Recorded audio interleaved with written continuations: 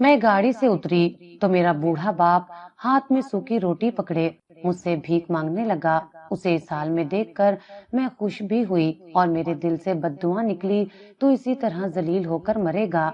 मैंने उसे धक्का दिया और आगे निकल गई। मेरी आंखों में आंसू थे। बाप ने बचपन में जो जुल्म मेरे साथ किया था वो मैं किसी को बता भी नहीं सकती थी। कुछ दिन बाद शोहर अमेरिका से आया तो मुझे बोला, मैं तुम्हें एक ऐसी हस्ती से मिलवाना चाहता हूँ जिसने मुझे कचरे में से उठाकर हीरा बना दिया, मुझे पढ़ाया लिखाया और आज मैं उसी की वजह से करोड़ों का मालिक हूँ। दुनिया मेरे आगे झुककर चलती है। मैं शोहर के साथ उस आदमी को देखने चल पड़ी, लेकिन उस वक्त मेरा कलेजा मुंह को आ गया जब शोहर मुझे मेरे ही बाप के पास। मैं सड़क पर खड़े एक वीरान बंगले को देख रही थी जिसके सामने एक बूढ़ा भिखारी सर झुकाए भीख मांग रहा था और आते जाते लोग उसे गालियां निकाल रहे थे। मेरी गाड़ी खराब हो गई थी और ड्राइवर कह रहा था, मैडम आप रिक्शे पर चली जाएं। मैं वहां खड़ी उस भिखारी को देखती रही मगर उसे भीख ना दी और रिक्शे पर बैठकर घर आ गई। बच्चे स्कूल से आ चुके थे, एहसन भी आ गए थे, उनसे बातचीत हो रही थी मगर मेरा ध्यान बार बार उस बूढ़े की तरफ जा रहा था। रात खाने के बाद एहसन ने पूछा, क्या बात है शिजा, कुछ चुप चुप हो। मैंने कहा, आज एक अजीब वाकया हुआ है। मैंने एहसन को बंगले और फकीर के बारे में बताया। उसने गौर से सुना, फिर कुछ लम्हे खामोश रहा, फिर बोला, क्या वो सफेद बंगला फलां रोड पर था जहाँ पुरानी फैक्ट्री थी। मैंने चौंक कर सर हिलाया, हाँ वो ही। तुम जानते हो उसे? एहसन एक अजीब सा सांस लिया, शायद जानता हूँ लेकिन अभी नहीं। तुम बस ये समझो कि कुछ चेहरे वो होते हैं जिन्हें वक्त खुद मिटा देता है और कुछ वो जो अपनी सजा खुद काटते हैं। उसकी बात ने मुझे उलझा दिया मगर मैं खामोश रही। मेरा नाम शिजा है। मैं एक पुरसुकून जिंदगी गुजार रही हूँ। सुबह जब आंख खुलती है तो मेरे दो छोटे बच्चे मेरी बाहों में सिमटे होते हैं और किचन से एहसन की आवाज आ रही होती है, शिजा चाय बन गई है, जल्दी आ जाओ वरना ठंडी हो जाएगी। मैं अक्सर सोचती हूँ कि जिंदगी ने मुझ पर कुछ ज्यादा ही मेहरबानी कर दी है। एक खूबसूरत मेहनती शोहर, दो जन्नत जैसे बच्चे और एक घर जहाँ हंसी गूंजती है, मगर मेरे दिल के किसी कोने में वो पुरानी यादें आज भी जिंदा हैं जो बचपन से मेरे साथ चली आ रही हैं। मैंने अपनी माँ को बहुत कमजोर मगर बहुत मजबूत देखा। अम्मी दिन रात मेहनत करती थी, सिलाई करती, कभी ट्यूशन देती, कभी मोहल्ले के घरों में काम करती। कहती थी, शिजा तेरे बाप की कमी में तेरे ख्वाबों को कुर्बान नहीं होने दूंगी। मैंने उनके चेहरे पर कभी कमजोरी नहीं देखी, सिर्फ अज़म देखा। मैं शायद अपनी माँ की आंखों की रोशनी थी और वो मेरे हौसले का मरकज। वक्त गुजरता गया, मैं पढ़ती गई। फिर वो दिन भी आया जब मैं यूनिवर्सिटी पहुंची। नई दुनिया, नए लोग, एक नया माहौल। वहीं मेरी जिंदगी में वो शख्स दाखिल हुआ जिसने मेरे दिल के दरवाजे को इतनी खामोशी से खोला कि मुझे भी खबर ना हुई। एहसन। एहसन मेरे सीनियर थे। पहली बार लाइब्रेरी में देखा, एक हल्की सी मुस्कुराहट, आंखों में वकार। मैंने पलटकर दोबारा देखा था। वो अक्सर मेरे नोट्स की तारीफ करते, कभी कोई किताब तजवीज करते, कभी यूं ही सलाम दुआ में बात शुरू हो जाती। एक दिन मुझे कहते हैं, आपकी बातों में खामोशी है शिजा जो सुनाई देती है। मैं चौंकी थी मगर फिर वो जुमला मेरे अंदर उतर गया था। हम दोस्त बने, फिर वो दोस्ती कुछ और बनने लगी। मैं खुद को बदलता हुआ महसूस करती, मेरी तन्हाई में वो शामिल होने लगा था। अम्मी को मैंने बताया, वो चुप रही, बस इतना कहा, अच्छा लड़का लगता है मगर बेटी अपना मकाम खुद बनाती है। किसी का सहारा जिंदगी का सुकून नहीं होता, बस एक साथ चलने वाला साथी होता है। उनका अंदाजा हमेशा मेरी रहनुमाई करता था, सख्ती नहीं। फिर वो दिन आया जब एहसन ने मेरे सामने बैठकर कहा, शिजा मैं तुमसे मोहब्बत करता हूँ, मैं चाहता हूँ कि ये जिंदगी तुम्हारे साथ गुजारूं। अगर तुम हाँ कहो तो मैं तुम्हारी माँ के पास रिश्ता लेकर आऊंगा। मेरा दिल धड़क रहा था। मैंने कुछ देर खामोशी के बाद सर हिलाया। बस वो लम्हा मेरी जिंदगी का रुख मोड़ गया। डिग्री मुकम्मल होते ही एहसन अपने वालिद और बहन के साथ रिश्ता लेकर आ गए। मेरी अम्मी ने खामोशी से सुना, चंद सवालात किए, फिर हाँ कह दी। एहसन का खानदान छोटा था, एक बुजुर्ग वालिद और एक बड़ी बहन जो शादीशुदा थी। कोई हजूम नहीं, कोई सियासत नहीं, نکاح ایک چھوٹی سی تقریب میں ہوا، میرے ہاتھوں میں مہندی تھی مگر دل میں میری ماں کے خوابوں کی خوشبو بھی تھی۔ شادی کے بعد سب کچھ نئے انداز میں شروع ہوا مگر احسن کی محبت وہی رہی جو یونیورسٹی کے بینچ پر بیٹھے لڑکے کی تھی۔ مجھے کبھی یہ محسوس نہیں ہوا کہ میں کسی اجنبی گھر میں آ گئی ہوں، اور جب میرے پہلے بچے کی پیدائش ہوئی تو جیسے ہماری محبت کا ایک اور رنگ دنیا میں آیا۔ احسن نے بچے کے کان میں اذان دیتے ہوئے کہا تھا، یہ بھی تمہاری طرح مضبوط ہوگا۔ پھر دوسرا بچہ آیا۔ ہم دونوں کے درمیان وہ رشتہ جو محبت سے شروع ہوا تھا اب ماں باپ بن کر مزید گہرا ہو چکا تھا۔ زندگی خوشگوار تھی، دن کاموں میں، رات کہانیوں میں گزر جاتی۔ کبھی کبھی بیٹھ کر پرانی تصویریں دیکھتی، امی کے ساتھ وہ چھوٹا سا کمرہ، وہ کھڑکی جس کے پار خواب رکھے ہوتے تھے۔ میں احسن کو کہانیاں سناتی، امی کی قربانیاں، ان کی آنکھوں کا نور۔ وہ سن کر کہتا، میں شکر گزار ہوں کہ مجھے تم ملی ہو، تمہارے اندر جو صبر ہے وہ دنیا کی کسی یونیورسٹی میں نہیں ملتا۔ ایسی باتوں میں ہم راتوں کو جاگتے، کبھی ہنستے کبھی خاموش ہو جاتے۔ ایک مکمل تصویر تھی جس میں کچھ بھی ادھورا نہ تھا، لیکن میں نہیں جانتی تھی کہ ایک دن ایسا آئے گا جب میرے سکون بھرے دن ایک اجنبی کی خاموشی سے لرز اٹھیں گے۔ اس واقعے کی اگلی صبح ناشتے کے دوران بھی ذہن میں وہی بوڑھا فقیر اور سفید بنگلہ گونج رہے تھے۔ بچوں کے شور اور احسن کی باتوں میں دل نہیں لگا۔ میں نے احسن کو آفس رخصت کیا، بچوں کو اسکول بھیجا اور تھوڑی دیر صوفے پر بیٹھ کر خود کو سمجھانے کی کوشش کی کہ شاید یہ سب ایک اتفاق تھا، مگر دل نے کہا نہیں، کچھ ہے جو تجھے کھینچ رہا ہے۔ 11:30 بجے کے قریب میں نے چادر لی، گاڑی نکلوائی اور اسی روڈ پر جا پہنچی۔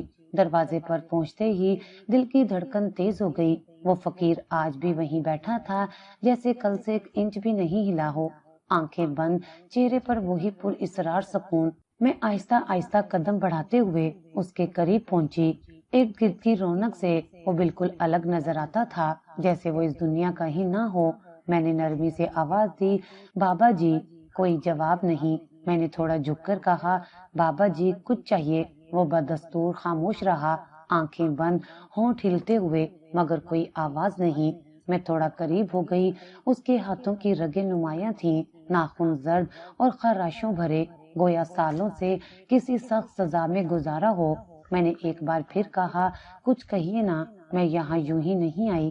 اتنے میں ایک عمر رسیدہ شخص میرے پاس آ کر رک گیا، خاکی کپڑوں میں ملبوس، ہاتھ میں چھوٹا تھیلا۔ اس نے ایک نظر فقیر پر ڈالی اور پھر مجھے غور سے دیکھا۔ بی بی، اس بوڑھے سے بات مت کرو۔ میں نے چونک کر پوچھا، کیوں؟ وہ ہنسا، نہیں، بس ایک گہری سانس لی، یہ جواب نہیں دے گا، بولتا ہی نہیں کسی سے۔ کب سے یہاں ہے؟ کئی سال ہو گئے، روز یہاں آ کر بیٹھ جاتا ہے، رات کو چلا جاتا ہے، صبح پھر آ جاتا ہے۔ میں نے حیرت سے کہا، ایسا کیوں کرتا ہے؟ وہ راہگیر کچھ لمحے خاموش رہا، پھر دھیرے سے بولا، یہ آدمی کبھی شہر کا بادشاہ ہوا کرتا تھا، سب کچھ تھا اس کے پاس، طاقت، دولت، عزت، یا شاید صرف خوف۔ لوگ کانپتے تھے اس کے سامنے، لیکن پھر ایسا گرا کہ کوئی اسے پہچاننے کو تیار نہیں۔ میں نے ایک نظر فقیر پر ڈالی، پھر اس آدمی سے پوچھا، کون تھا یہ؟ قاسم مرزا۔ میرے قدم وہیں جم گئے۔ یہ نام احسن نے بھی لیا تھا پچھلی رات، لیکن اس وقت میں نے اس پر دھیان نہیں دیا۔ اب جب کسی اور کی زبان سے وہی نام سنا تو جیسے دماغ میں گھنٹیاں بجنے لگی۔ کیا وہی قاسم مرزا جس کا شہر میں بڑا بزنس تھا؟ ہاں بی بی، وہی جو مزدوروں کو مہینوں تنخواہیں نہیں دیتا تھا، جھوٹے کیس کرواتا، مخالفوں کی زمینیں ہتھیاتا، جس کی آواز پر لوگ راستہ چھوڑ دیتے تھے۔ وہی قاسم اب خود سڑک کے کنارے بیٹھا ہے۔ میں نے پھر فقیر کو دیکھا، وہ وہی تھا مگر اب بالکل مختلف، ایک سایہ، ایک ایسا سایہ جسے وقت نے کھینچ کر زمین پر گرا دیا تھا۔ راہگیر نے مزید کہا، پہلے لوگ اس سے ڈرتے تھے، اب اس پر تھوکتے بھی نہیں، بچے پتھر مارتے ہیں، کچھ اس کی بد دعائیں سننے آتے ہیں، کہتے ہیں اس نے جو کیا اس کا حساب بھگت رہا ہے۔ میں نے آہستگی سے پوچھا، کیا وہ کچھ کھاتا پیتا ہے؟ کبھی کوئی کچھ رکھ دے تو کھا لیتا ہے، نہیں تو یوں ہی بیٹھا رہتا ہے، رات کو اٹھ کر کہیں چلا جاتا ہے، کوئی نہیں جانتا کہاں۔ میں نے خاموشی سے سر ہلایا اور ایک قدم پیچھے ہٹایا۔ دل میں عجیب سی بے چینی تھی۔ میں نے مزید کچھ پوچھنا مناسب نہ سمجھا اور واپس گاڑی میں آ کر بیٹھ گئی۔ ڈرائیور نے پوچھا، بی بی جی شاپنگ نہیں کرنی؟ میں نے نفی میں سر ہلایا، نہیں بس گھر لے چلو۔ راستے میں خاموشی میرے ساتھ ہو گئی۔ میں نے موبائل کھولا، گوگل پر قاسم مرزا سرچ کیا۔ بہت سی پرانی خبریں نکل آئیں، کمپنیوں کے سکینڈلز، عدالتوں کے چکر، مزدوروں کے مظاہرے، زمینوں پر جھگڑے، ہر خبر ایک اور سچ دکھا رہی تھی۔ گھر آ کر میں نے دروازہ بند کیا، چادر اتاری اور بیڈ پر بیٹھ گئی۔ میری سانسیں تیز تھیں۔ وہ فقیر، وہ قاسم مرزا اور میں ایک عام عورت، آخر میرے دل نے اس کی طرف کیوں کھینچا؟ یہ سوال مجھے اس رات سونے نہیں دے سکا۔ رات کھانے کے بعد جب بچے سونے چلے گئے اور گھر میں ہلکی سی خاموشی چھا گئی تو میں اور احسن ڈرائنگ روم میں بیٹھے تھے۔ ٹی وی آن تھا مگر آواز بند۔ ہم دونوں چائے کے کپ ہاتھ میں لیے خاموش بیٹھے تھے۔ احسن نے پہل کی، آج بھی کچھ بے چین لگ رہی ہو، کیا بات ہے شیزا؟ میں نے کچھ لمحے سوچا، پھر کہا، آج دوبارہ گئی تھی اس بنگلے کے سامنے۔ احسن نے چونک کر میری طرف دیکھا، پھر فقیر اب بھی وہیں تھا۔ ہاں وہی جگہ، وہی حالت، لیکن آج میں اس کے قریب گئی، بات کرنے کی کوشش کی اور ایک راہگیر نے مجھے روکا۔ احسن نے چائے کا گھونٹ لیا، پھر بولا، کہا تھا نا وہ بولتا نہیں، کسی سے نہیں۔ احسن، بات صرف خاموشی کی نہیں ہے، وہ شخص قاسم مرزا ہے۔ یہ سنتے ہی احسن کے چہرے پر سنجیدگی چھا گئی۔ اس نے کپ میز پر رکھا اور صوفے پر سیدھا ہو کر بیٹھ گیا۔ کسی نے بتایا تمہیں؟ یہ ایک مقامی آدمی کہہ رہا تھا کہ وہی قاسم مرزا ہے جس کے نام سے شہر میں لوگ کانپتے تھے۔ تم نے بھی اس کا ذکر کیا تھا نا کل رات؟ احسن نے گہرا سانس لیا، ہاں وہی ہے۔ میں تمہیں کچھ نہیں بتانا چاہتا تھا لیکن اب تم خود جان چکی ہو تو بہتر ہے کہ تم سچ سن لو۔ میں خاموش رہی اور وہ بولتا گیا، قاسم مرزا بہت پرانا نام ہے مگر کچھ لوگ اب بھی اسے نہیں بھولے۔ میرے والد انہی کے کاروبار میں کلرک تھے۔ وہ کہتے تھے کہ قاسم مرزا کا ہر حکم آخری ہوتا تھا، کوئی چون چرا نہیں کر سکتا تھا۔ اس کے پاس پیسہ، تعلقات، سیاست، ہر چیز تھی اور اسی طاقت نے اسے تباہ کیا۔ میں دھیان سے سن رہی تھی۔ لوگ اس کے آگے ہاتھ باندھ کر کھڑے ہوتے تھے، اس کے اشارے پر زمینیں خریدی جاتی تھیں، قبضے ہوتے، جھوٹے کیس بنائے جاتے، مزدور کئی مہینے تنخواہ کے بغیر کام کرتے، جو احتجاج کرتا وہ اچانک غائب ہو جاتا یا جیل چلا جاتا۔ میں نے پوچھا، کیا کسی نے اسے روکنے کی کوشش نہیں کی؟ بہت کوششیں ہوئیں لیکن سب ناکام۔ وہ صرف بزنس مین نہیں، پورا سسٹم بن چکا تھا۔ لیکن پھر ایک کیس ایسا آیا جس نے بنیاد ہلا دی۔ ایک فیکٹری کا مزدور حادثے میں مر گیا اور اس کی بیوی نے میڈیا پر آ کر سچ بول دیا۔ پھر کیا ہوا؟ میں نے پوچھا۔ بس وہیں سے آغاز ہوا، میڈیا، عدالت، پھر ایک سکینڈل، پھر دوسرا۔ کمپنی کے اندر کے لوگوں نے بھی پیٹھ دکھا دی، اس کی زمینیں ضبط ہوئیں، مقدمات بنے، قرضے چڑھ گئے، سب کچھ لمحوں میں بدل گیا۔ میں نے آہستہ سے پوچھا، پھر وہ فقیر کیسے بن گیا؟ احسن نے میری طرف دیکھا، قید ہو گیا، 10 سال کی سزا۔ لوگ کہتے ہیں جیل میں بھی کسی سے بات نہیں کرتا تھا۔ رہائی ملی تو واپس وہی بنگلہ دیکھنے گیا جہاں کبھی سب کچھ تھا، مگر اب وہ بھی سرکار نے ضبط کر لیا۔ اب وہ روز وہاں آ کر بیٹھتا ہے جیسے اپنے گناہوں کا حساب دے رہا ہو۔ میں نے گردن جھکائی اور انگلیوں سے چائے کا خالی کپ گھمانے لگی۔ شیزا، تم کچھ زیادہ خاموش ہو۔ میں نے نظریں اٹھا کر احسن کی طرف دیکھا لیکن کچھ نہیں بولی۔ دل میں ایک ہلچل تھی، ایک درد تھا جو برسوں پہلے دفن ہوا لگتا تھا مگر اب جاگ اٹھا تھا۔ میں نے صرف اتنا کہا، تم نے کہا اس کا خاندان بھی تھا؟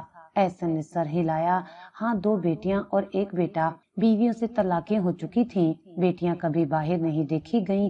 بس اتنا پتا ہے کہ بڑی بیٹی بھاگ گئی تھی اور چھوٹی نے شادی کے کچھ دن بعد خودکشی کر لی تھی۔ میری سانس رکی، دل نے جیسے ایک لمحے کو دھڑکنا بند کر دیا تھا مگر میں نے خود کو قابو میں رکھا۔ اور بیٹا؟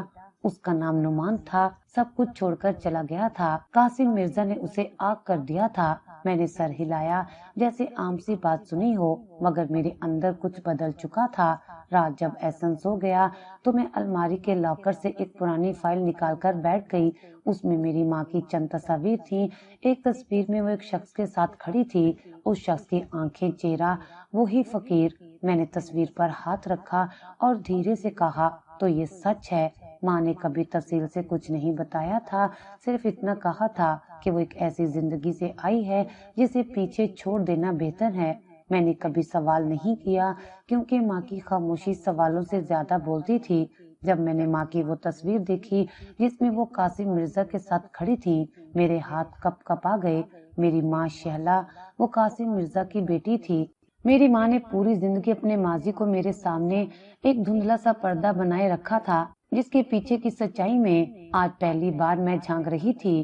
اگلے دن صبح کے وقت میں نے احسن سے کہا، مجھے کچھ مزید جاننا ہے قاسم مرزا کے بارے میں۔ احسن نے حیرت سے مجھے دیکھا، پھر خاموشی سے بیٹھ گیا جیسے پہلے سے ہی تیار تھا۔ شیزا، اس کی کہانی سنی ہے مگر پوری نہیں۔ کچھ باتیں دفتر کے ایک پرانے کولیگ سے پتہ چلی تھی جو مرزا کے خاندان کے قریب تھا۔ اگر تم واقعہ سننا چاہتی ہو تو سنو۔ میں نے سر ہلایا۔ احسن نے بات شروع کی، قاسم مرزا صرف بزنس مین نہیں تھا، وہ پاور کا عادی تھا۔ شروع میں ایک چھوٹی سی فیکٹری چلایا کرتا تھا مگر محنتی تھا، لیکن جب پیسہ آنے لگا تو انسانیت اس کے اندر سے نکلتی گئی۔ میں نے پوچھا کیسے؟ احسن نے کہا، زمینیں خریدتا تھا مگر قیمت نہیں دیتا تھا، کبھی جھوٹے کاغذات، کبھی اثر و رسوخ سے مخالفین کو جیل بھجوا دینا۔ ایک بوڑھی بیوہ عورت کی زمین پر قبضہ کیا، اس کا چھوٹا سا گھر گرا کر فیکٹری بنوا دی۔ لوگ کہتے ہیں وہ عورت فیکٹری کے سامنے روز بیٹھ کر بد دعائیں دیتی رہی، تیری دولت تجھے کھا جائے گی، اور وہ ہنستا تھا زور زور سے۔ کیا پولیس کچھ نہیں کرتی تھی؟ میں نے پوچھا۔ وہی تو اس کی اصل طاقت تھی، پولیس، وکیل، یہاں تک کہ کچھ سیاستدان تک اس کی جیب میں تھے، میڈیا تک خرید رکھا تھا۔ ایک بار ایک رپورٹر نے اس کے خلاف خبر دی تو اگلے دن اس پر جھوٹا اخلاقی کیس ڈال کر نوکری سے نکلوا دیا گیا۔ میں چپ بیٹھی سنتی رہی۔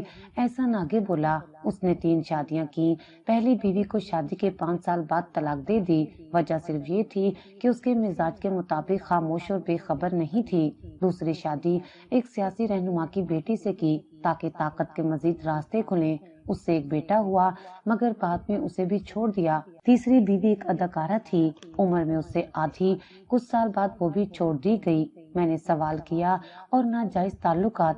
احسن نے تلخی سے کہا، گننے سے باہر، کچھ رضامندی سے، کچھ دباؤ میں۔ شہر کے مہنگے ہوٹلوں میں اس کا نام بکنگ لسٹ سے غائب ہوتا تھا لیکن کمرے موجود ہوتے تھے۔ نوجوان لڑکیاں، بے سہارا عورتیں، نوکری کی طلبگار بیوائیں، سب اس کی ہوس کا شکار بنتی رہیں۔ میں نے سرد لہجے میں کہا، اور لوگ؟ وہ خاموش رہے۔ خاموشی ان کی مجبوری بن گئی تھی، جو بولتا غائب ہو جاتا یا برباد کر دیا جاتا۔ قاسم مرزا نے لوگوں کے گھروں کے چراغ بجھائے، ان کی دعاؤں کو قدموں تلے روندا، مزدور کی تنخواہیں روکنا، بیماری کے باوجود کام کروانا، اور اگر کوئی مر گیا تو لاش کو فیکٹری کے پیچھے چھوڑ دینا معمول تھا۔ میں نے آہستہ سے پوچھا، کوئی اسے انسان کہتا تھا؟ انسان نہیں، درندہ۔ لوگ اس سے ڈرتے تھے اور ان کے جانے پر شکر ادا کرتے تھے، لیکن وہ خود کو خدا سمجھنے لگا تھا۔ میں نے لمحے بھر کی خاموشی کے بعد کہا، تو پھر بھی اس کے ارد گرد لوگ رہتے تھے؟ جی، موقع پرست، جو اس کے فائدے میں تھے وہی اس کے ساتھ تھے۔ جب فائدہ ختم تو سب نے آنکھیں پھیر لی۔ میں نے احسن کو غور سے دیکھا، تمہارے کلیگ نے یہ سب بتایا؟ ہاں، اس کے ماموں قاسم مرزا کے پڑوسی تھے، انہوں نے اپنی آنکھوں سے وہ دور دیکھا ہے۔ ایک بار بتایا کہ مرزا نے اپنی سالگرہ پر ایک غریب فیملی کی زندگی پر زبردستی پارٹی کی، وہ زمین کھیت تھی ان کا واحد ذریعہ معاش۔ جب بوڑھے کسان نے احتجاج کیا تو اس کے بچوں پر مقدمے بنوا دیے گئے۔ میں نے بیڈ کے کنارے پر ہاتھ رکھا، دل جیسے سن ہو گیا تھا۔ یہ سب سننے کے بعد سوچتی ہوں، میری ماں نے اس دنیا سے فرار کیوں لیا؟ اب سمجھ آتا ہے۔ احسن نے میری بات کا جواب نہیں دیا، شاید اسے میری آنکھوں میں وہ جواب نظر آ گیا تھا جس کا میں خود اعتراف نہ کر پا رہی تھی۔ کمرے کی خاموشی میں بیٹھے مجھے کئی گھنٹے گزر چکے تھے۔ الماری کے نچلے خانے میں چھپی پرانی فائل، ماں کی تصویریں اور چند زرد خطوط، سب کچھ میرے سامنے تھا۔ میں نے ایک پرانا کاغذ کھولا جس پر ماں کے ہاتھ کا لکھا ایک نوٹ تھا، شیزا، کچھ زخم دکھانے کے نہیں، بس چھپانے کے لیے ہوتے ہیں۔ اس ایک جملے نے پوری رات میری نیند چھین لی۔ میں نے دوبارہ احسن سے بات کرنے کا سوچا مگر اس بار ایک نئے سوال کے ساتھ۔ شام کو جب وہ واپس آیا تو میں نے سیدھا کہا، کیا تمہیں شیلا کا کچھ اور پتا ہے؟ مرزا قاسم کی بیٹی۔ احسن چونکا، پھر غور سے میری آنکھوں میں دیکھا۔ شیزا، تم یہ سب کیوں جاننا چاہتی ہو؟ میں نے جواب نہیں دیا، بس اسے ایک تصویر تھما دی۔ وہ ماں کی اور قاسم مرزا کی تھی۔ احسن نے تصویر تھام کر کہا، یہ شہلا ہے، یہ میری ماں تھی۔ میں نے دھیرے سے کہا۔ احسن نے گہری سانس لی۔ تم نے کبھی بتایا نہیں؟ کیونکہ ماں نے خود کبھی سب کچھ نہیں بتایا، بس ایک بار کہا تھا کہ وہ ایک ایسی جگہ سے آئی ہیں جہاں بیٹی ہونا جرم تھا۔ احسن نے صوفے پر بیٹھتے ہوئے کہا، پھر سنو، جو سنا ہے وہ بتاتا ہوں۔ قاسم مرزا نے اپنی بیٹیوں کو ہمیشہ قید میں رکھا، ان کی تعلیم بند، دوستیاں ممنوع، باہر نکلنا تو جیسے گناہ تھا۔ بڑی بیٹی شہلا بہت خاموش تھی، لیکن بغاوت اس کے اندر پل رہی تھی۔ میں سر جھکائے سنتی رہی۔ احسن بولا، قاسم نے شہلا کی شادی ایک ایسے آدمی سے طے کر دی جو عمر میں اس سے 2 گنا تھا، اس کا اپنا بھی ماضی گندا تھا۔ شہلا نے انکار کیا، مگر قاسم نے سنا نہیں۔ شادی سے چند روز پہلے شہلا گھر سے غائب ہو گئی، نوکرانی کی مدد سے نکلنے میں کامیاب ہوئی، سب کچھ چھوڑ کر نکل گئی، نام، گھر، خاندان سب پیچھے رہ گیا۔ میں نے دھیرے سے پوچھا، پھر وہ کہاں گئی؟ ایک چھوٹے قصبے میں جہاں ایک شخص سلمان سے ملاقات ہوئی، وہ ایک مدرسے سے وابستہ تھا، نیک دل انسان۔ جب اسے شہلا کی حقیقت معلوم ہوئی تو اس نے شادی کی پیشکش کی۔ عزت کے ساتھ شہلا نے کئی دنوں بعد پہلی بار ہاں کہی۔ میری آنکھوں میں وہ منظر گھومنے لگا جو کبھی دیکھا نہ تھا، مگر اب محسوس ہو رہا تھا۔ میری ماں زندگی کی جنگ لڑتی کسی انجانے قصبے میں نئی زندگی شروع کر رہی تھی۔ احسن نے مزید بتایا، قاسم مرزا پاگل ہو گیا۔ شہلا کے جانے کے بعد بیٹی کے بھاگ جانے کو اس نے اپنی توہین سمجھا اور بدلہ لیا چھوٹی بیٹی سمیرہ سے۔ سمیرہ ایک نرم مزاج لڑکی تھی، شہلا سے بھی زیادہ کمزور، زیادہ تابع۔ قاسم نے وہی پرانا رشتہ اس پر تھوپ دیا، وہی بوڑھا، وہی ظالم۔ میں نے ہلکی آواز میں کہا، شادی ہو گئی، ہاں، اور صرف 3 دن بعد سمیرہ کی لاش ملی۔ خودکشی میرے جسم میں کب کبھی دوڑ گئی۔ سمیرہ میری خالہ، جسے میں نے کبھی جانا نہیں، بس ایک سایہ بن کر میرے خون میں موجود رہی۔ احسن نے افسوس سے کہا، کسی نے قاسم مرزا سے سوال نہ کیا؟ اس نے سمیرہ کے مرنے پر بھی افسوس کا ایک جملہ نہ کہا۔ میں نے اپنی ماں کی ایک تصویر اٹھائی جس میں وہ میرے ساتھ بیٹھی ہنس رہی تھی۔ وہ ہنسی اب سمجھ آئی، وہ چھین کر لائی گئی تھی، چھینی ہوئی خوشی۔ پھر قاسم مرزا کو کچھ فرق پڑا سمیرہ کی موت سے؟ میں نے پوچھا، کچھ نہیں۔ اس نے کہا، جو کمزور ہیں وہ دنیا میں جینے کے لائق نہیں، اور پھر اپنی دنیا میں مشغول ہو گیا۔ میری ماں نے جو خاموشی اور رکھی تھی اب اس کی تہ کھلتی جا رہی تھی۔ میں اب شیزا نہیں، قاسم مرزا کی نواسی تھی، شہلا کی بیٹی جس نے جبر کے خلاف آواز اٹھائی، اور اب میں اس خاموش جنگ کا وارث تھی۔ جس وقت میں اپنی ماں شہلا کی کہانی کے ٹکڑوں کو جوڑ رہی تھی، ایک اور کردار آہستہ آہستہ نمایاں ہو رہا تھا، نعمان، قاسم مرزا کا بیٹا، اور شاید اس کی دنیا کا وہ آخری انسان جس کے اندر ضمیر ابھی زندہ تھا۔ میں نے نعمان کے بارے میں مزید جاننے کی ٹھانی، اور وہیں سے کہانی ایک نئے موڑ پر آ گئی۔ احسن سے میں نے پوچھا، نعمان کیسا تھا؟ کیا وہ بھی اپنے باپ کی طرح تھا؟ احسن نے نفی میں سر ہلایا، نہیں، نعمان بالکل مختلف تھا، وہ شاید قاسم مرزا کی زندگی کی سب سے بڑی غلطی تھا۔ میں خاموش رہی اور احسن نے بات آگے بڑھائی۔ نعمان یونیورسٹی میں پڑھتا تھا، آرٹس میں دلچسپی تھی، ادب، تاریخ اور سماجی کاموں میں بڑھ چڑھ کر حصہ لیتا تھا، لیکن قاسم مرزا کے لیے یہ سب بیکار تھا۔ اس کا ماننا تھا کہ بیٹا وہی ہوتا ہے جو باپ کے قدموں پر چلے، بزنس سیکھے، لین دین سیکھے اور سخت ہو، لیکن نعمان نے کبھی اس راستے پر چلنے کی کوشش نہیں کی۔ وہ اکثر باپ سے کہتا، ابا، آپ لوگوں کے ساتھ زیادتی کرتے ہیں، محنت کرنے والوں کو عزت دیں، یہی اصل کامیابی ہے۔ قاسم مرزا ایسے جملوں کو کمزوری سمجھتا تھا۔ اس نے نعمان کے ساتھ کئی بار محفلوں میں سخت لہجے میں بات کی، سب کے سامنے اسے نیچا دکھایا۔ ایک بار احسن کے بقول قاسم نے بزنس ڈیل کے لیے ایک زمین پر زبردستی قبضہ کروایا۔ نعمان کو جب پتہ چلا تو وہ سیدھا اپنے باپ کے کمرے میں گیا۔ یہ آپ کیا کر رہے ہیں؟ ایک بیوہ عورت کی زمین چھین رہے ہیں، یہ ظلم ہے ابا۔ قاسم مرزا نے سنگھار کی راکھ جھاڑی اور ٹھنڈے لہجے میں کہا، جس دنیا میں ہم جیتے ہیں وہاں رحم کرنے والے بھیکاری بنتے ہیں۔ نعمان نے مزید کہا، پھر میں اس دنیا کا حصہ نہیں بننا چاہتا۔ قاسم نے اسے گھورتے ہوئے کہا، تو پھر نکل جا میرے گھر سے، میرے نام پر اگر تم نے کسی سے بات کی تو تمہیں بھی وہی انجام ملے گا جو میرے دشمنوں کا ہوا کرتا ہے۔ उसी दिन नुमान ने अपना सामान उठाया और बगैर पीछे देखे घर से निकल गया। मैंने कोई पैसा नहीं लिया, न किसी जायदाद का दावा किया। वो अपनी माँ के पास भी नहीं गया क्योंकि वो भी कासिम मिर्जा के साय से दूर जा चुकी थी। मैंने एहसन से पूछा, फिर वो कहाँ गया, क्या किया उसने?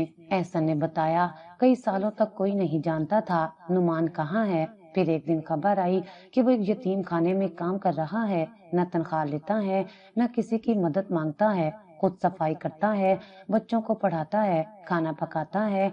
मैंने सर झुका लिया। नुमान की तस्वीर मेरे जहन में बनने लगी, एक ऐसा शख्स जो जुल्म के बीच पैदा हुआ मगर रोशनी की सिमत चल निकला। उधर कासिम मिर्जा की कहानी उल्टी सिमत में जा रही थी। नुमान के जाने के बाद उसके अंदर एक खला तो जरूर पैदा हुआ मगर उसे अना के नीचे दबा दिया गया।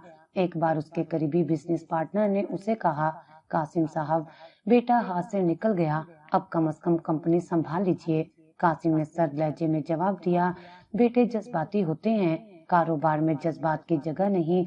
मगर वो नहीं जानता था कि यही जज्बात एक दिन उसकी बुनियादें हिला देंगे। नुमान के बाद कासिम का खानदान बिल्कुल बिखर गया था। उसकी तीसरी बीवी तलाक लेकर चली गई और पुरानी बीवियां पहले से अलहदा थीं। बिजनेस में भी फर्क आने लगा। वफादार मुलाजिमीन जो नुमान को पसंद करते थे आहिस्ता आहिस्ता नौकरी छोड़ने लगे। मैंने एहसन से पूछा, कासिम को कभी एहसास नहीं हुआ कि उसने क्या खो दिया? शायद हुआ हो मगर वो मानने वाला आदमी नहीं था। उसके लिए एहसन भी एक कमजोरी थी। लेकिन कहते हैं ना, हर शख्स का एक वक्त होता है। कासिम मिर्जा का वक्त शुरू हो चुका था। ये सब सुनते हुए मुझे बार बार ये ख्याल आ रहा था कि नुमान ने माँ के लिए भी आवाज उठाई होगी। शायद वो शैला के जाने के बाद बहुत कुछ समझ गया हो मगर वो खामोशी से सब सहता रहा, सिर्फ उस लम्हे के इंतजार में जब वो खुद को आजाद कर सके।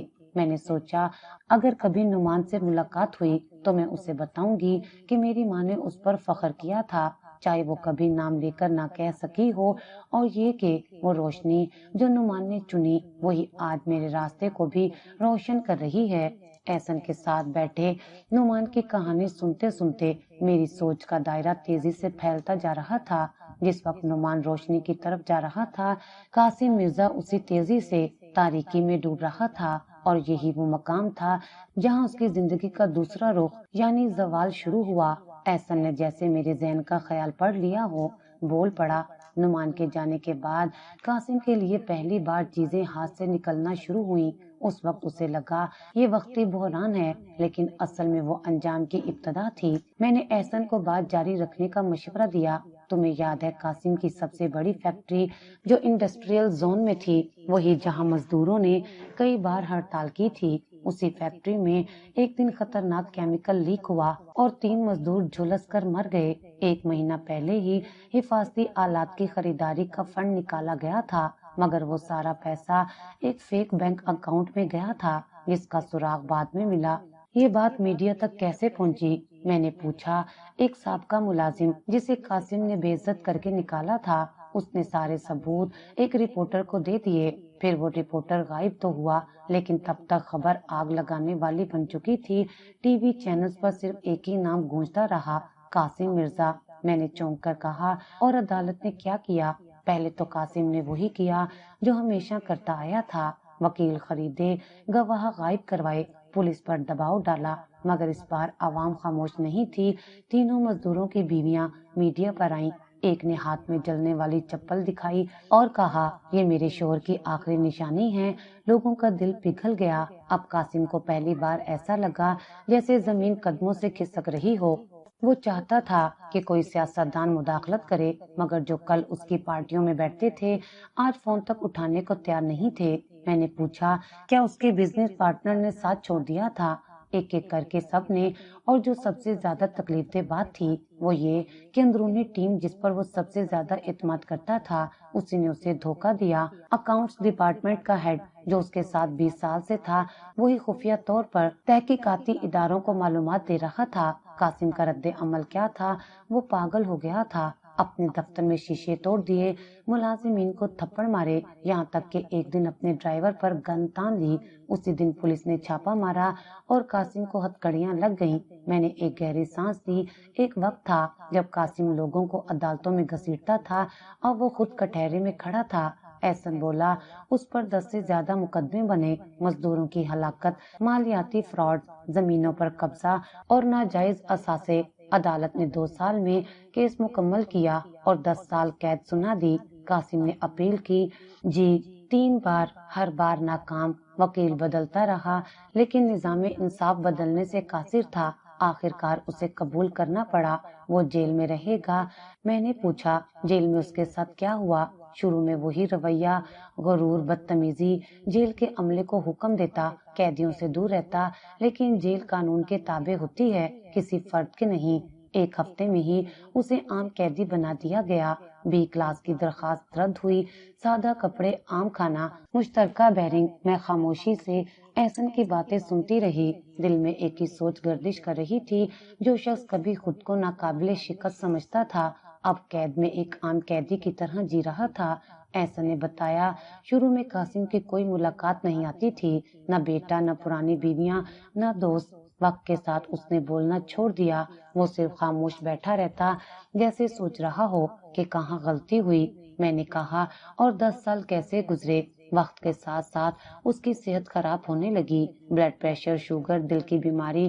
آخری 2 سال میں وہ تقریباً نڈھال رہتا تھا۔ ڈاکٹروں کی سفارش پر عدالت نے اس کی بقیہ سزا معاف کر دی۔ رہائی ملی تو وہ سیدھا نکلا اور سب سے پہلے بنگلے کے سامنے پہنچا۔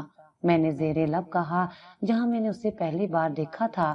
احسن نے اس بات میں سر ہلایا، ہاں وہیں سے اس نے توبہ کا سفر شروع کیا، لیکن یہ الگ باب ہے اور تم شاید اس کے لیے ابھی تیار نہیں ہو۔ میں نے خاموشی سے کہا، نہیں، اب میں ہر باب سننا چاہتی ہوں، کیونکہ اس میں میرا ماضی بھی ہے اور شاید میرا کچھ نہ کچھ مستقبل بھی۔ جیل کے 10 برس جیسے وقت کے فرش پر نوکیلے کیل بن کر بچھے تھے۔ قاسم مرزا، جو کبھی وقت کو مٹھی میں بند سمجھتا تھا، اب خود ایک کمزور، جھکے کندھوں والا بیمار بوڑھا تھا۔ رہائی کے دن جب اسے جیل کے دروازے پر لا کر کھڑا کیا گیا تو اس کے ہاتھ کانپ رہے تھے اور آنکھوں میں ایک پرانی سی خالی روشنی تھی، جیسے اب دنیا میں کچھ دیکھنے کے قابل نہ بچا ہو۔ رہائی کے کاغذات پر دستخط کرنے کے بعد جب ایک کانسٹیبل نے کہا، چلیں مرزا صاحب، اب آپ آزاد ہیں، تو قاسم نے اس کی طرف دیکھا اور کہا، بہت مہنگی پڑی یہ آزادی۔ وہ سیدھا کسی ہوٹل یا رشتہ دار کے پاس نہیں گیا، اس نے قدم سیدھے ایک ایسے پتے کی طرف اٹھائے جسے اس نے برسوں نظر انداز کیا تھا۔ نعمان اس وقت شہر کے دور ایک یتیم خانے کا انچارج بن چکا تھا۔ کسی تنظیم نے اسے سپورٹ کیا تھا، مگر زیادہ تر وہ اپنی محنت پر اس چھوٹے سے ادارے کو چلا رہا تھا۔ چھوٹے چھوٹے بچے، سادہ سے کمرے اور کھانے کی مہک میں وہ سکون چھپا تھا جو قاسم مرزا کے محل میں کبھی نہیں تھا۔ قاسم جب وہاں پہنچا تو دروازے پر کھڑے ہو کر کافی دیر خاموش رہا۔ آخر کار ایک بچے نے آ کر دروازہ کھولا۔ کون؟ قاسم نے خشک ہونٹوں سے جواب دیا، نعمان سے ملنا ہے۔ بچہ بھاگ کر اندر گیا اور کچھ لمحوں بعد نعمان خود باہر آ گیا۔ سفید شلوار قمیض، سادہ سا چہرہ، مگر نظریں مضبوط۔ باپ کو دیکھ کر نہ وہ چونکا نہ گھبرایا، بس خاموشی سے دیکھتا رہا۔ قاسم آہستہ آہستہ قدم اٹھا کر قریب آیا۔ بیٹا، میں۔ نعمان نے ہاتھ اٹھا کر روکا۔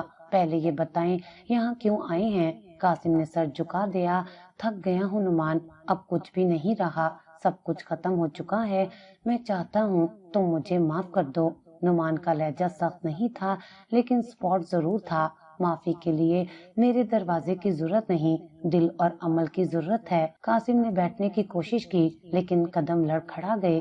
نعمان نے اسے سہارا دے کر بینچ پر بٹھا دیا، پھر پانی کا گلاس تھمایا۔ پہلے پانی پیجیے، پھر سنیے کیا کرنا ہے آپ کو، اگر واقعی توبہ کرنا چاہتے ہیں۔ قاسم نے پانی پیا، آنکھیں بند کی اور بولا، اب تو صرف کفارہ باقی ہے۔ نعمان نے کہا، تو پھر سن لیں، آپ میرے باپ تھے، شاید اب بھی ہیں، لیکن باپ ہونے کا مطلب صرف خون نہیں ہوتا، عمل بھی ہوتا ہے۔ اگر واقعی اپنے گناہوں کا کفارہ دینا چاہتے ہیں تو ان بچوں کی خدمت کریں جن کا کوئی نہیں، یہاں رہیں، یہیں صفائی کریں، یہیں برتن دھوئیں، یہیں کھانا بانٹیں، لیکن میرے نام پر کچھ مت مانگیں، نہ کسی سے رشتہ، نہ کسی سے رحم۔ قاسم نے دھیرے سے سر ہلایا، جو تم کہو گے وہی کروں گا۔ اگلے ہی دن سے وہ یتیم خانے میں کام کرنے لگا۔ उम्र की वजह से वो तेज काम नहीं कर सकता था, लेकिन वो नलके के पास बैठकर बर्तन धोता, सैन में झाड़ू लगाता, बच्चों के जूते सीधे करता। कोई उसे ना पहचानता था और ना पहचानना चाहता था, लेकिन शाम होते ही वो वापस उसी जगह आ जाता, सफेद बंगले के सामने, वही पुराने दरवाजे के सामने, प्याला लिए, सर झुकाए, आंखें बंद किए, जमीन पर बैठ जाता। मैंने उसे पहली बार वहीं देखा था और अब उसकी कहानी का हर टुकड़ा मेरे जहन में जुड़ चुका था। मैंने एहसन से कहा, वो ये सब क्यों करता है? दिन में यतीम खाने, रात में बंगले के सामने फकीर बनकर। एहसन ने कहा, यही उसका तरीका है, तौबा है। वो कहता है कि जब तक अल्लाह उसे माफ नहीं करता तब तक वो उस बंगले के सामने बैठा रहेगा और कोई नहीं जानता है कि वो कौन है। चंद लोग, मगर ज्यादातर लोग उसे पागल फकीर समझते हैं। मैंने सोचा, इंसान जब तख्त पर होता है तो सब उसका चेहरा याद रखते हैं और जब वो खाक में होता है तो वही चेहरा अजनबी बन जाता है। कासिम मिर्जा ने अब बोलना भी कम कर दिया था। बस एक बार नुमान ने उसे रात के वक्त दुआ करते सुना, या रब, अगर मैंने माफ होने के काबिल कुछ भी किया हो तो मेरे गुनाहों का बोझ हल्का कर दे, मेरी आंखों से वो मंजर हटा दे जिनमें मैंने दूसरों को रोते देखा था। नुमान ने उससे मना भी किया कि वो खुद को यूं अवाम के सामने जलील ना करे, मगर कासिम का जवाब हमेशा एक जैसा होता, ये मेरी सजा है और शायद मेरी निजात भी। वो इनकार जो नुमान ने किया वो बदले का नहीं था, इस्लाह का इनकार था, और कासिम का झुकना पहली बार खालिस इंसान होने की अलामत थी। मेरे लिए ये सब सुनना आसान नहीं था। मैं उस शख्स की नवासी थी जिसे कभी शहर ने खुदा माना और फिर खाक बना दिया, मगर अब वो इंसान बनकर अपनी सजा खुद कबूल कर चुका था। सवाल ये नहीं था कि कासिम माफ हो जाएगा या नहीं, सवाल ये था, क्या मैं खुद को इस सच के साथ जिंदा रख पाऊंगी? जिस दिन मैंने ये सब तफसील से एहसन से सुना, रात भर नींद नहीं आई। कासिम मिर्जा की तौबा, उसकी खामोश सजा, नुमान का सच मगर सख्त रवैया, सब कुछ मेरे जहन में एक फिल्म की तरह चलता रहा। मैं अब सिर्फ कहानी की सामे नहीं रही थी, अब मैं उस कहानी का किरदार बन चुकी थी। अगली सुबह मैंने बच्चों को स्कूल भेजा, एहसन ऑफिस चला गया और मैंने गाड़ी नहीं ली, पैदल उस सफेद बंगले की तरफ चल पड़ी। हर कदम के साथ माँ का चेहरा, सुमेरा का तस्वुर, नुमान का इनकार और मिर्जा कासिम का झुका हुआ वजूद मेरी आंखों के सामने आता गया। जब मैं उस बंगले के सामने पहुंची, वही मंजर था, धूप की तपिश, गर्द आलूद सड़क और गेट के करीब बैठा वही खामोश फकीर। प्याला उसके सामने पड़ा था और वही बदस्तूर आंखें बंद किए कुछ बुड़बुड़ा रहा था। मैं आहिस्ता आहिस्ता आगे बढ़ी, दिल में अजीब सा सुकून था मगर उलझन भी बाकी थी। मेरे दिल ने धड़कना शुरू किया जैसे वक्त पलट रहा हो। मैं करीब पहुंची, कुछ देर खामोशी से खड़ी रही, फिर धीरे से कहा, बाबा जी। इस बार भी वो खामोश रहा। मैंने झुककर जमीन पर बैठने की कोशिश की, लेकिन फौरन एक औरत की आवाज आई, बीबी जी, इससे बात ना करें, ये पागल है, किसी को कुछ नहीं कहता मगर किसी को कुछ समझाता भी नहीं। मैंने पलटकर उस औरत को देखा, वो साथ वाली दुकान में काम करती थी। उसने आगे बढ़कर कहा, ये रोज आता है, सुबह से शाम तक यूं ही बैठा रहता है, कभी खाता है, कभी बस पानी पीकर रह जाता है। मैंने पूछा, कब से आ रहा है यहाँ? पिछले 2 साल से। पहले कुछ लोग रोटी दे जाते थे, अब वो भी कम हो गए हैं।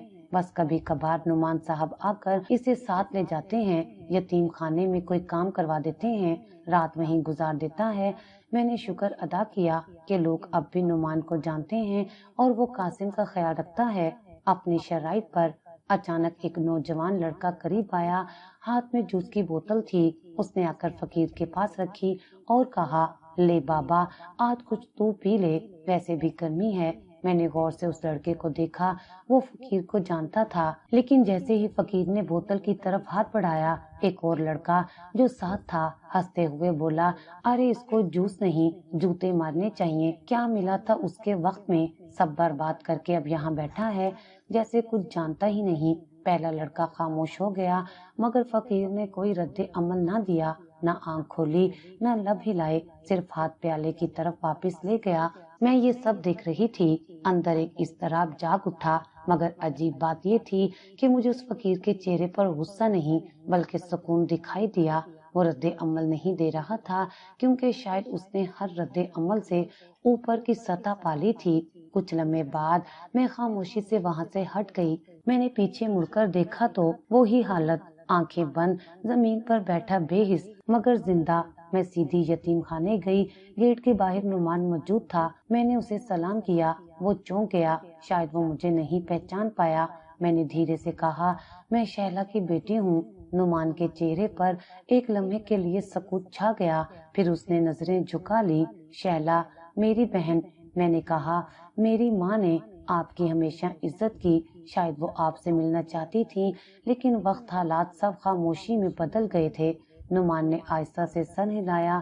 میں سمجھتا ہوں ہم سب کو کسی نہ کسی قیمت پر وقت چکانا پڑتا ہے۔ میں نے ایک وقفے کے بعد پوچھا، آپ ابا کو ساتھ کیوں لے کر آئے؟ سب کچھ جانتے ہوئے اس نے جواب دیا، کیونکہ اگر میں انہیں چھوڑ دیتا تو میں بھی وہی بن جاتا جس سے میں نے نفرت کی تھی۔ میں چاہتا ہوں وہ خود کو سزا دیں، خود اپنے بوجھ کے ساتھ زندہ رہیں۔ یتیم خانے میں ان کا کام ان کی عبادت ہے۔ میں نے پوچھا، کیا آپ نے معاف کیا انہیں؟ نعمان نے زمین پر نظریں جماتے ہوئے کہا، معافی میرے ہاتھ میں نہیں، میں صرف اتنا کر سکتا ہوں کہ ان کے گناہوں کی سزا ان کے ساتھ جینے دوں، شاید اللہ معاف کر دے۔ میں وہاں سے واپس آئی تو میرے ذہن میں بار بار ایک ہی جملہ گونج رہا تھا، یہ میری سزا ہے اور شاید میری نجات بھی۔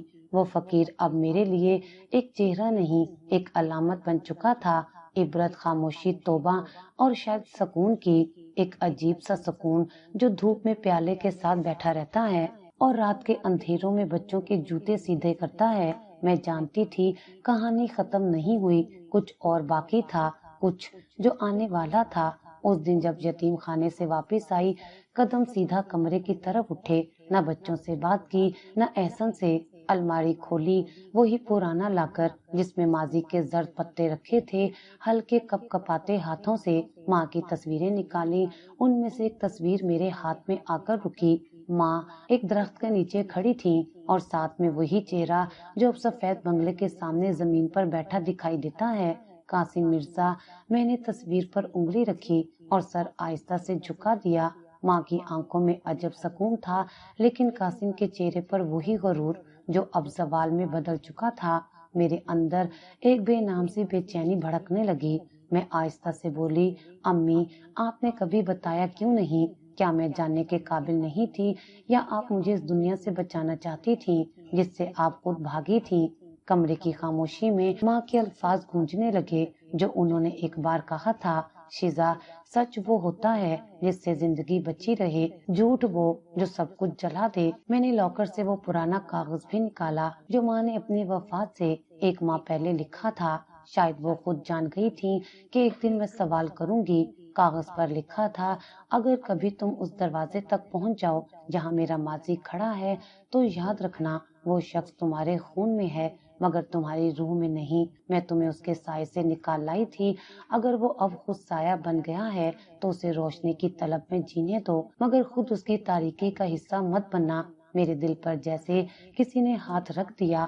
میں اب شیزا نہیں تھی، میں شہلا کی بیٹی تھی، قاسم مرزا کی نواسی، ایک سچ جو کاغذ پر لکھا تھا لیکن زندگی کے ہر کونے سے چھپا رکھا گیا تھا۔ اس وقت مجھے شدت سے کسی سے بات کرنے کی ضرورت محسوس ہوئی۔ احسن کچن میں کچھ کام کر رہا تھا۔ میں سیدھی اس کے پاس گئی اور تصویر اس کے سامنے رکھ دی۔ اس نے غور سے دیکھی، پھر میری طرف دیکھا۔ یہ وہی تصویر ہے نا تمہاری ماں کی؟ میں نے سر ہلایا، اور ان کے ساتھ جو شخص ہے وہ قاسم مرزا ہے۔ احسن چونک گیا، تم؟ ہاں، میں قاسم مرزا کی نواسی ہوں۔ وہ فقیر جو بنگلے کے سامنے بیٹھا ہے وہ میرا نانا ہے۔ کمرے میں جیسے ایک سناٹا چھا گیا۔ احسن خاموشی سے کھڑا رہا، پھر آہستہ سے کرسی پر بیٹھ گیا۔ یہ تم نے پہلے کبھی نہیں بتایا؟ کیونکہ میں خود نہیں جانتی تھی کہ میرے اندر کا آدھا حصہ ایک ایسی کہانی سے جڑا ہے جو زوال کی علامت بن چکی ہے۔ ماں نے کبھی صاف لفظوں میں کچھ نہیں کہا، بس اشارے دیے۔ میں نے سمجھنا ہی نہیں چاہا، شاید میں جاننا ہی نہیں چاہتی تھی۔ احسن نے میری طرف دیکھا، تمہیں لگتا ہے تم اس سچ کے ساتھ زندہ رہ سکتی ہو؟ میں نے کچھ دیر سوچ کر کہا، یہ سچ میری پہچان نہیں، میرا ماضی ہے۔ میں نے جو زندگی خود بنائی ہے وہی میرا اصل ہے، لیکن اب جب میں جان چکی ہوں تو چھپانے کا کوئی فائدہ نہیں۔ اگلے دن میں نے تصویریں، ماں کی تحریریں اور اپنی ڈائری لے کر لان میں بیٹھ گئی۔ کئی گھنٹے گزر گئے، میں لکھتی رہی، خود سے بات کرتی رہی، جیسے اپنے اندر کے بکھرے حصوں کو جوڑ رہی تھی۔ میں نے اپنی ڈائری میں لکھا، میں شیزا ہوں، ایک ایسی ماں کی بیٹی جس نے بغاوت کی، جس نے اپنی بیٹی کو ایک ایسے سائے سے نکالا جو لوگوں پر چھاتا تھا۔ میں قاسم مرزا کی نواسی ہوں، لیکن نہ اس کے گناہوں کی وارث، نہ اس کے نام کی۔ میں اس ماں کی وارث ہوں جس نے سچ کی قیمت پر سکون خریدا اور ایک نئی زندگی تخلیق کی۔ شام کو بچے میرے پاس آئے تو میں نے ایک تصویر چھپا لی۔ ان کے چہروں پر مسکراہٹ تھی۔ مجھے دیکھ کر کہا، امی آپ آج کچھ اداس لگ رہی ہیں۔ میں نے ان کے سر پر ہاتھ رکھا، نہیں، بس تھوڑا سا ماضی یاد آ رہا تھا۔ دادو کی یاد آ رہی ہے؟ بیٹے نے پوچھا۔ میں نے دھیرے سے مسکرا کر کہا، ہاں دادو کی اور ان کی کہانی کی۔ میں جانتی تھی ایک دن یہ سچ انہیں بھی بتانا پڑے گا، لیکن اس دن جب وہ سمجھنے کے قابل ہوں، کیونکہ کچھ سچ بچے نہیں سنبھال سکتے، وہ وقت مانگتے ہیں۔ رات کو جب میں سونے لگی تو ماں کا چہرہ آنکھوں کے سامنے آیا۔ میں نے دھیرے سے آنکھیں بند کرتے ہوئے کہا، امی آپ کی بیٹی آپ کے سچ کے ساتھ زندہ ہے۔ اب مجھے کسی چیز سے ڈر نہیں لگتا۔ ظلم کی طاقت وقتی ہوتی ہے، مگر سچی توبہ انسان کو گناہوں کے بوجھ سے آزاد کر سکتی ہے۔ اپنے ماضی سے فرار ممکن نہیں، مگر اس کا سامنا کر کے معافی اور سکون ضرور حاصل کیا جا سکتا ہے۔ ظلم کی طاقت وقتی ہوتی ہے، مگر سچی توبہ انسان کو گناہوں کے بوجھ سے آزاد کر سکتی ہے۔ اپنے ماضی سے فرار ممکن نہیں، مگر اس کا سامنا کر کے معافی اور سکون ضرور حاصل کیا جا سکتا ہے۔